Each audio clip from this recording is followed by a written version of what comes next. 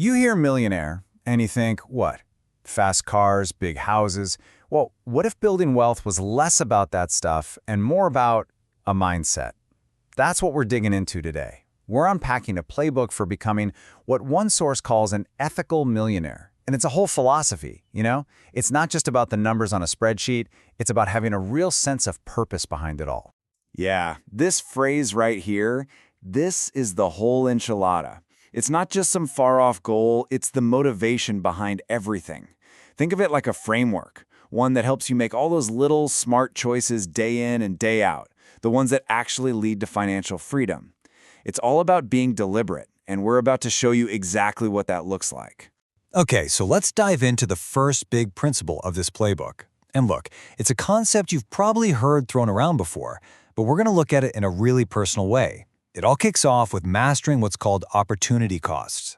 So what is it really? Simply put, every single choice you make, it has this hidden price tag.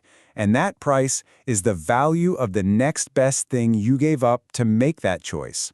That's opportunity cost. And trust me, it applies to every minute of your day and every single dollar in your wallet. All right, let's start with your time. First things first, you gotta figure out what your hourly rate is. Seriously, pause and do the math if you need to. Knowing this number is, well, it's everything. It becomes the benchmark you use to figure out if your time is better spent doing a task yourself or if it's actually smarter to spend that time earning the money to pay someone else to do it. Let's use a classic example here, mowing the lawn. Say it takes you 2 hours, and you just figured out your time is worth, I don't know, $50 an hour. Well, that means mowing the lawn has a $100 opportunity cost. Now, what if you could pay a kid down the street $40 to do it? Simple math, right? You're coming out way ahead. Or are you? Because there's a catch. And here's where it gets interesting. If it's Saturday afternoon and you don't actually have the option to go work and earn that $50 an hour, the whole calculation changes, doesn't it? The question isn't just about the money. It's about the next best alternative. And if the alternative is just sitting on the couch, then maybe the smartest financial move is actually to save the $40 and just mow the lawn yourself. And you know what? This same exact logic applies to your money. Opportunity cost isn't just for huge decisions. Nah, it's hiding in every tiny little purchase, like that candy bar you grab at the checkout line without even thinking about it. When you really break it down, the choice is pretty stark. On one hand, you get a short-term sugar fix. On the other hand, you have that same money invested, quietly earning more money for years, building real wealth. And this is where it all comes to a head.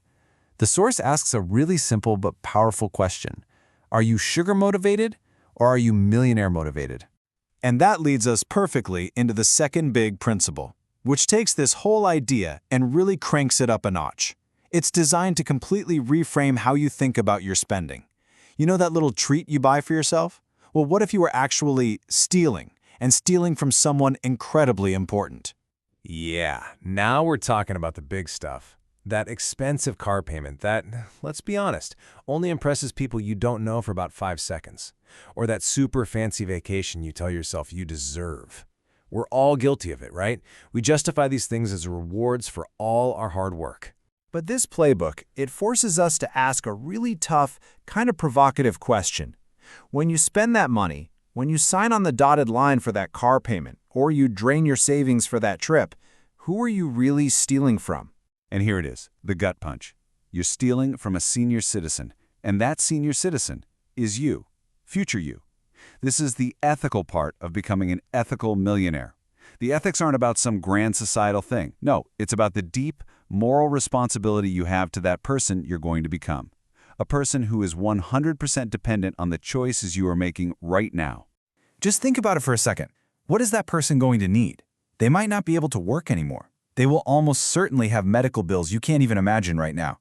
That person, future you, is counting completely on you, the you of today, to make sure they have food on the table and a roof over their head. So the question becomes brutally simple, doesn't it? Is your little treat today worth taking food out of their mouth tomorrow? And if you want to put a number on it, the source brings up a common rule of thumb, the 4% rule. Basically, it means you can safely pull out about 4% of your investments every year once you retire. So let's do the math.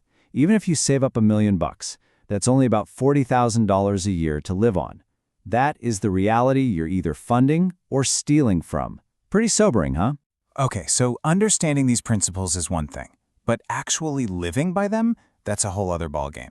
And it takes a very specific kind of mindset, which brings us to the final piece of this puzzle, the psychology of sacrifice. The source lays out two completely different mindsets. First, you've got the ne'er-do-well. This is the person who always feels like a victim, who feels entitled to things, and just can't bring themselves to make a sacrifice. And then, you have the future millionaire. This person finds gratitude in the little things. They enjoy their own achievements, and they can make sacrifices, because their eyes are on the prize, building a better future. Look, this next part is pretty blunt. The argument is that the only reason some people have what you might want is because at some point in the past, they were willing to make sacrifices that you weren't. It's a tough pill to swallow, but it frames success not as some random lottery, but as the direct result of choices you make over and over and over again. So how do you get there? How do you become that person? Well, the path actually starts somewhere you might not expect, with gratitude. It's about taking a minute to appreciate how far you've already come, to see what you already have. When you do that, you shift from a mindset of, I don't have enough, to one of abundance. And think about it, you can only sacrifice something if you truly believe you have it in the first place. All right, let's make this real. Here's how you actually put this stuff into action. Start making tangible sacrifices. Save up and buy your next car with cash. Period. No payment. Go buy a $40 trimmer and learn to cut your own hair. Take every single dollar you save from these choices and just stack it away. You just keep doing this, building that pile of wealth until one day the opportunity cost finally flips. And that's the day your time actually becomes more valuable than the money you'd save by doing it yourself. And that brings us right back to where we started with the core question of this whole playbook. It's a choice you're faced with constantly, with every dollar you spend, every hour of your day. Are you playing the short game or are you playing the long game? Are you sugar motivated or are you millionaire motivated? Ultimately, that's a question that only you can answer.